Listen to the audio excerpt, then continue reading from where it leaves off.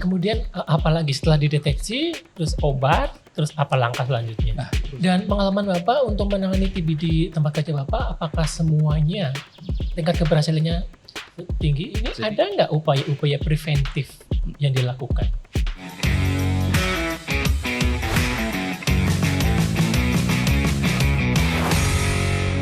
Halo rekan-rekan, ini podcast untuk kamu. Apa kabarnya? Saya harap semuanya baik-baik saja, seperti hari-hari pada umumnya. Dan rekan-rekan, jika di episode sebelumnya kita membahas mengenai penyintas tuberkulosis atau TB, pada kesempatan kali ini kita masih membahas tema yang sama. Hal ini dilakukan dalam rangka penyambutan Bulan Kesehatan dan Keselamatan Kerja Nasional yang akan dilakukan pada tanggal 12 Januari di PT Otsuka. Dan beliau ini, narasumber yang datang pada hari ini, juga bekerja di Otsuka Group. Namanya adalah Bapak Widodo. Pak Widodo, apa kabar? baik, luar biasa pagi ini. Luar biasa ya. Soalnya menjelang tahun 2003 nih. Ini sudah masuk sih Pak. Sudah masuk ya? Sudah masuk 2003. Pak Widodo ini sebagai apa di sana posisinya? Saya sebagai HR Director. HR di Director. Otsuka, ya. Kalau HR Director itu berarti membawahi ngurusin karyawan-karyawan gitu ya? Yes, ngurus karyawan dari ngerekrut, gaji, gitu. sampai MHK. Oh gitu. Ya kalau ngurus karyawan yang paling susah dilakukan apa? Yang susah dilakukan itu mengendalikan keinginan. Jadi kalau karyawan itu kan pengennya gajinya gede, kerjaannya nyantai. Oh gitu. Itu yang susah. Oh ada juga kayak gitu? Banyak. Banyak ya. Apa yang dilakukan dengan kondisi seperti itu? Jadi awalnya kita pasti mengedukasi mereka bahwa kerja itu jangan asal kerja. Kerja itu harus dengan purpose, dengan tujuan. Oke. Nah, Anda masuk ke Otsuka ini sudah tepat nih, karena Otsuka itu punya filosofi. Otsuka people creating new products for better health worldwide. Oke, lancar ya. Jadi perusahaan Otsuka ini selalu berusaha membuat produk yang bermanfaat untuk kesehatan di seluruh dunia. Nggak hanya produk dalam bentuk produk ya, tapi inovasi kegiatan. Salah satunya adalah bagaimana kita membuat program Free TB at Workplace. Jadi bagaimana membebaskan TBC di tempat kerja. Free TB at Workplace ini adalah program yang ada di Otsuka. Iya. Itu bisa dijelaskan isinya apa aja? Oke, jadi kita ini punya program CSR ya, dan kita memikirkan apa yang kita bisa bantu untuk Indonesia khususnya. Oke. Nah, TB di Indonesia ini kan cukup besar dan kita ranking 2 di dunia. Oke. Dalam hal TB kan memalukan ya. Iya benar. Ada ranking 2-nya tapi kok TB gitu ya. Iya. Akhirnya dari situ kita berpikir bagaimana kita membantu agar kita bisa mengurangi TB. Oke. Dan kita diskusi di internal kita membuat namanya program Free TB at Workplace, penyembuhan TBC di tempat kerja. Okay. Kenapa kita pilih tempat kerja? Karena ternyata penderita TB ini paling banyak itu di usia produktif gitu. Oke. Dan mereka berarti bekerja ya? Mereka bekerja gitu. Dan sayangnya masih ada stigma negatif tentang TB, sehingga orang itu masih kayak dijauhin gitu ya? Dijauhin. Ada juga beberapa perusahaan yang kadang-kadang di PHK karena nggak produktif lagi. Itu yang sangat disayangkan. Oh jadi ada tuh kalau misalnya ketahuan TB malah diberhentikan ya? Ya, jadi mungkin nggak langsung diberhentikan ya, tapi begitu kena TB dan makin parah. Mempengaruhi kinerja ya? Mempengaruhi kinerja kan, nggak produktif. Sehingga lambat laun ya akhirnya diberhentikan. Dan di sini malah Otsuka Group memilih untuk menyembuhkan. Ya. Menyembuhkan bahwa sebenarnya pekerja ini adalah aset. Ketika ada apa-apa sama mereka, tanggung jawab perusahaan karena itu katanya dengan pekerjaan dan disembuhkan supaya bisa produktif lagi. Yes. Dan saya harap perusahaan-perusahaan yang lainnya bisa mengikuti apa yang dilakukan oleh Otsuka Group bahwa ketika ada karyawan Anda yang terkena TB, sembuhkanlah. Karena memang di Permenaker 13 tahun 2022 ada kewajiban bahwa ketika terkena TB maka perusahaan wajib untuk melakukan treatment sampai karyawan itu sembuh. Dan ini dilakukan oleh Otsuka Group dan di sini Pak Widodo akan menjelaskan itu ya Pak programnya. Ya. Terus gimana Pak kelanjutan programnya? Ya. Jadi kita mengevaluasi kenapa pengobatan TB itu relatif kurang berhasil ya, karena malah tadinya ranking 3 menjadi ranking 2, berarti kan naik tingkat dalam hal penderita. Iya. Berarti ada sesuatu yang efektif. Dan setelah kita pelajari memang orang menyembuhkan TB itu karena jangka waktunya 6 bulan. Lama ya. Dan sebenarnya tidak secara langsung sakitnya dirasakan. Orang tidak concern terhadap itu, nggak aware tentang ini harus disembuhkan. Nah, kita akhirnya menyasar itu, membuat namanya comprehensive TB treatment. Jadi pengobatan TB yang komprehensif. Oke. Kenapa kita bilang komprehensif? Karena kita mulai dari awal.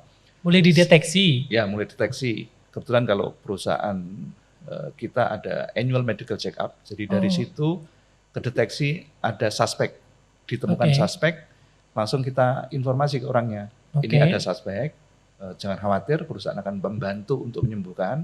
Jadi silakan dites. Kemudian kita minta tes, namanya sputum test, untuk memastikan ini aktif atau enggak gitu. Karena ada juga yang TB tapi udah enggak aktif.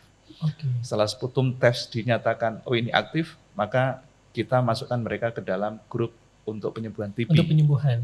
Kita edukasi tentang TB, kita kasih motivasi bahwa ini TB bisa disembuhkan. Dan perusahaan akan membantu itu.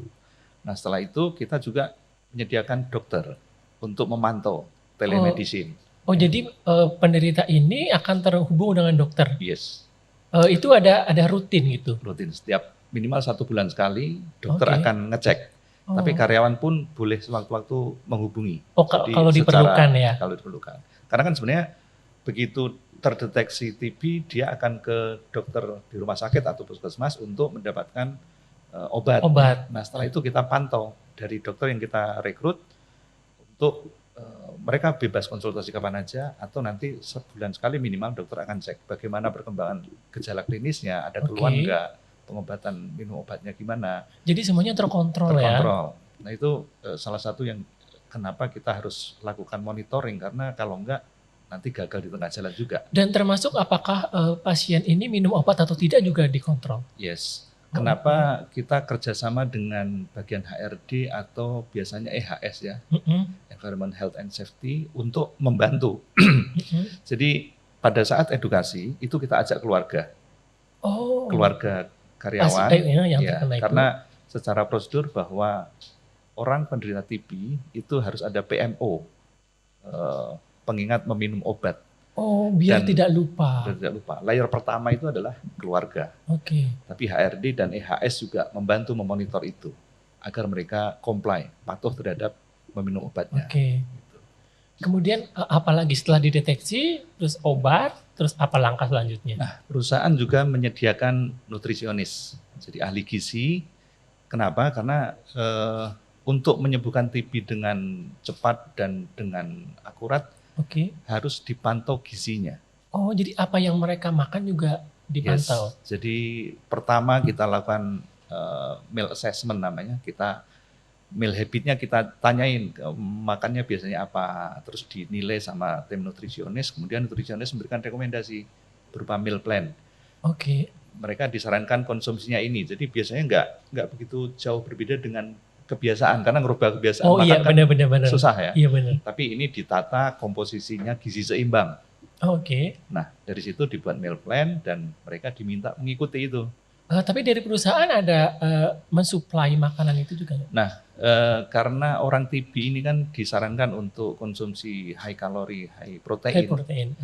Kita memberikan tambahan protein, asupan tambahan untuk protein ya, berupa snack 9 sehat soy joy, kemudian kita juga ada protein itu susu kedelai dengan protein tinggi. Jadi itu kita berikan ke mereka selama pengobatan. Jadi nanti bisa selang-seling dan meal plan yang udah ada, akhirnya mereka bisa mengikuti itu. Itu tadi subsidi makanan itu setiap bulan sampai mereka sembuh ya? Sampai mereka sembuh. Berarti tiap hari yang penderita TB ini sebenarnya makanannya menjadi bagus ya? Yes, perbaikan makanan karena agar membantu meningkatkan imunitas ya. Kemudian apa lagi yang dilakukan perusahaan? Nah, setelah itu kita rutin juga lakukan edukasi. Nanti dikirimin flyer tentang menu-menu mungkin makanan yang bagus seperti apa, terus tips-tips, termasuk exercise. Kita ajak mereka olahraga. Jadi itu rutin ya? Iya, jadi di perusahaan dilakukan rutin, kita juga kirimin video tutorial untuk exercise di rumah sendiri. Itu bisa dilakukan. Nah kemudian sebulan sekali kita evaluasi, kita pantau bagaimana kepatuhan meminum obatnya, bagaimana kepatuhan mengikuti menu makanan yang disarankan. Nah dengan makin patuh nanti akan kelihatan progres. Biasanya kan orang TB itu berat badannya di bawah standar ya. Dia kelihatan kurus gitu ya? Kelihatan kurus. Jadi dengan konsumsi gizi seimbang mereka akan berangsur-angsur berat badan naik. Oh, berarti salah satu indikasi mereka sembuh itu berat badannya naik? Berat badannya salah satu indikasi. Oke, dan tadi kan ada monitoring dokter ya. Iya. Jadi dokter akan ngecek secara gejala klinis ada makin memburuk atau makin baik. Oke. Nah, kalau makin buruk berarti meski diperiksa lagi nih, jangan-jangan ada hal lain. Biasanya ada penderita TB yang sudah kebal terhadap obat atau RO ya. Karena resisten obat. Karena awalnya mereka melakukan penyembuhan, pengobatan, tapi nggak patuh. Jadi minum obat nggak rutin sehingga virusnya sendiri sudah kebal terhadap obat. Oh, jadi nggak mempan ya? Udah nggak mempan lagi. Terus solusinya apa kalau kayak gitu? Nah, kalau seperti itu harus konsultasi lanjut ke dokter. Dokter akan meresepkan obat yang berbeda. Nah, dengan mungkin yang dosis lebih tinggi gitu ya? Bisa jadi lebih tinggi atau jenis obatnya berbeda karena tergantung tubuhnya. Nanti tubuhnya dan nanti dokter akan memantau, dan kalau udah RO ini nggak cukup 6 bulan, itu yang sangat disayangkan.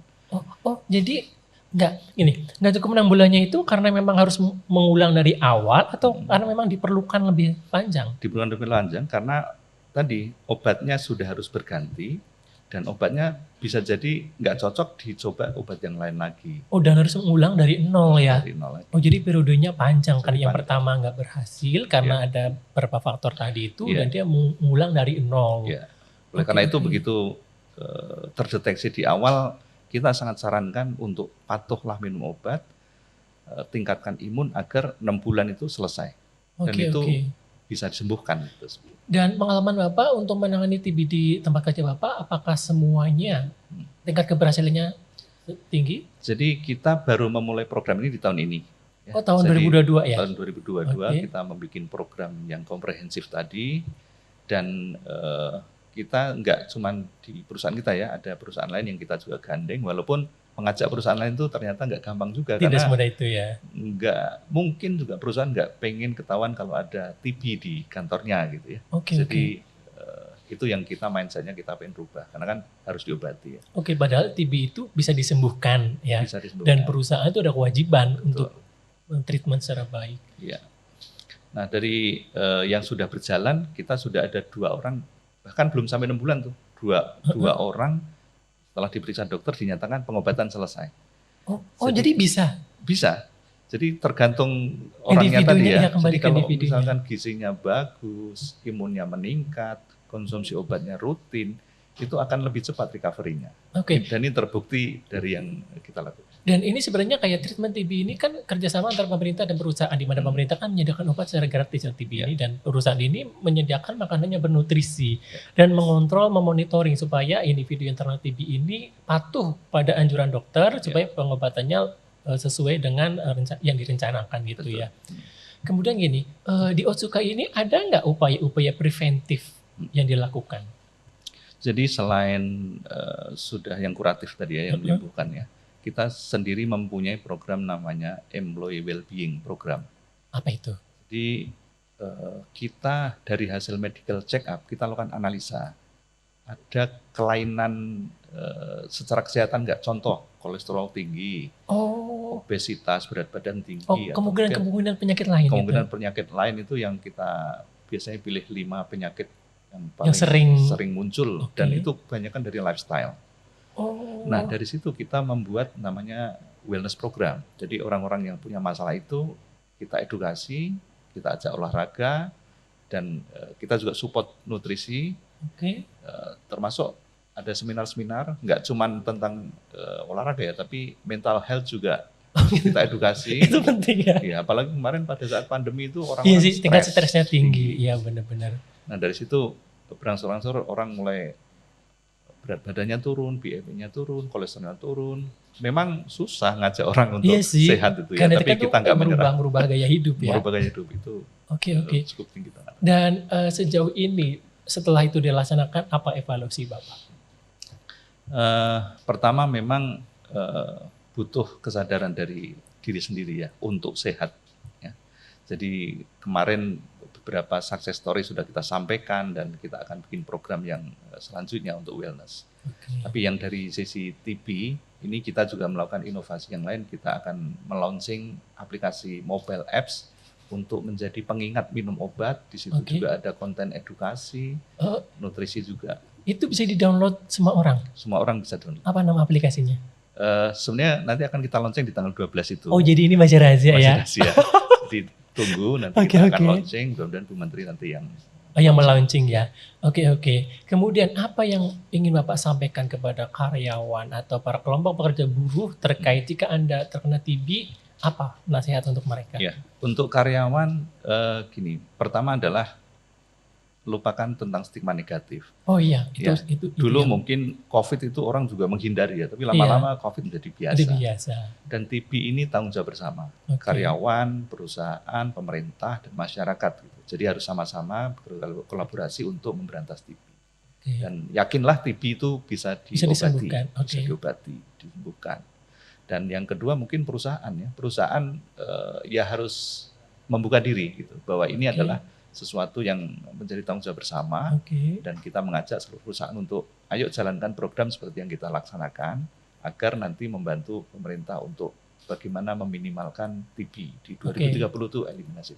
Oke. Dan menjaga kerahasiaan identitas penderita TB itu penting, itulah untuk menghindari stigma tadi ya. Ya, mungkin di awal-awal kita lakukan seperti itu karena masih tingginya stigma negatif, tapi saya yakin kalau kita sama-sama menganggap TB ini menjadi suatu hal yang biasa dan bisa disembuhkan, nanti akan menjadi hal yang biasa gitu. Jadi orang nggak akan malu lagi, TB toh udah sembuh gitu.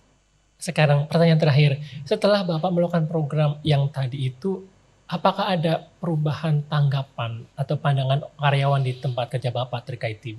Ya, jadi tadi beberapa orang yang kita lakukan treatment mengapresiasi perusahaan lah ya, karena dia juga mungkin dengar ada temannya yang TB nggak terurus, dia juga nggak mau berobat, akhirnya malah kehilangan pekerjaan, dan di kita malah diobatin, didampingin sampai sembuh gitu. Mereka sangat apresiasi terhadap itu.